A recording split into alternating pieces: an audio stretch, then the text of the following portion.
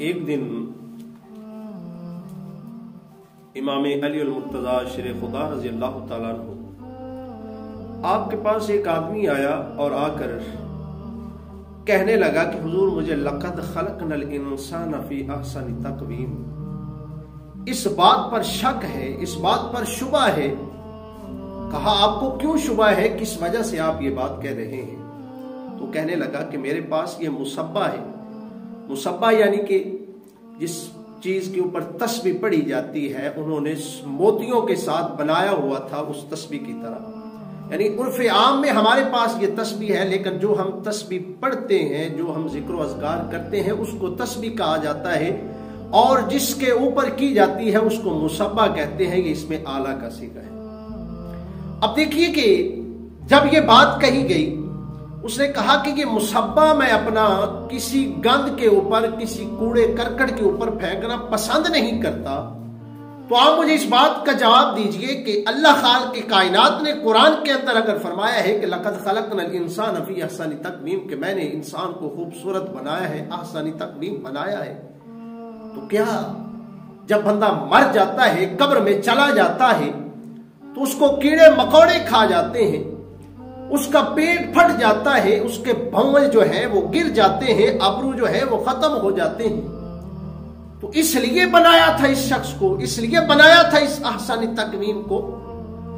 تو آپ نے فرمایا، ترچھی نظر سے دیکھا اور فرمایا کہ کیڑے جو ہیں وہ ہر کسی کو نہیں کھاتے، محمد کے غلاموں کا کفن میلا نہیں ہوتا۔ آپ نے فرمایا کہ ہر ایک کو نہیں کھائیں گے کیڑے مکوڑے، قبر کی مٹی ہر ایک کو ختم نہیں کر ڈالے گی۔ آپ نے فرمایا کہ قرآن سے جواب لینا چاہتے ہو یا تجھے میں خود دوں؟ کہا کہ اگر قرآن سے مل جائے، اگر قرآن میں موجود ہے مل جائے تو اس سے بڑی کیا بات ہو سکتی ہے؟ آپ نے فرمایا کہ بیٹھ جاؤ، تجھے جواب دیتا ہوں۔ جناب علی المرتضی شیر خدا رضی اللہ تعالیٰ عنہ آپ نے فرمایا کہ جب حضرت یوسف علیہ السلام کو مصر کا بادشاہ بنایا گیا، نبی تو اب پہلے سے تھے، جب بادشاہ بنایا گیا تو اس وقت آپ نے وزیر خوراک کو طلب کیا، فرمایا وزیر خوراک حاضر ہو۔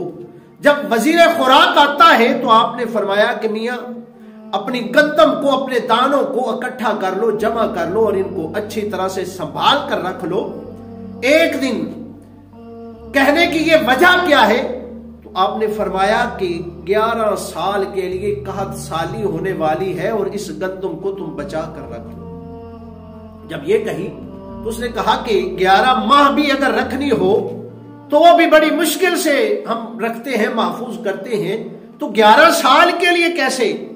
آپ نے فرمایا کہ بتا تمہیں میں دیتا ہوں، کر تم لو، اور گندم جو ہے ویسی کی ویسی رہے گی جیسی تم 11 سال کیا 11 صدیاں بھی رکھو گے تو ویسی کی ویسی رہے گی۔ کہا کیسے رکھیں؟ آپ نے فرمایا کہ وَزَرُوهُ فِي سُنبُلِهِ، یعنی کہ جس طرح وہ سٹے کے اندر دانے ہوتے ہیں تم ان کو رکھو، سٹے کے اندر ہی رہنے دو، جتنے کی ضرورت ہو سٹے سے گندم کو نکالنا اور پیس لینا، اس طرح سے تم اگر جتنا عرصہ مرضی رکھو گے تمہارے دانے نہیں لگیں گے۔ آپ نے جب یہ بات فرمائی تو وہ کہنے لگا اس بات کے ساتھ اس بات کا کیا تعلق ہے؟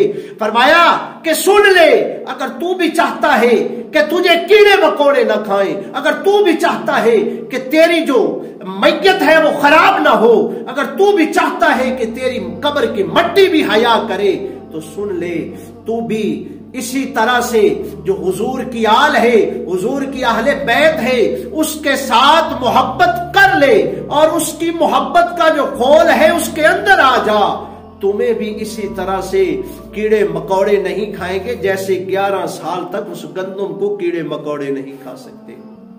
اب اگلی حدیث پاک سنیے، ایک اور میں عرض کرتا ہوں کہ یہ معجزات مصطفیٰ صلی اللہ علیہ وسلم میں بات شامل ہوگی کہ حضرت ابو ہریرہ رضی اللہ تعالیٰ عنہ ہے، عرض کی یا رسول اللہ علیہ وسلم فداکم بابیک، یا رسول اللہ بھوک لگی ہے۔ حضور نے فرمایا یہ لو کھجوریں۔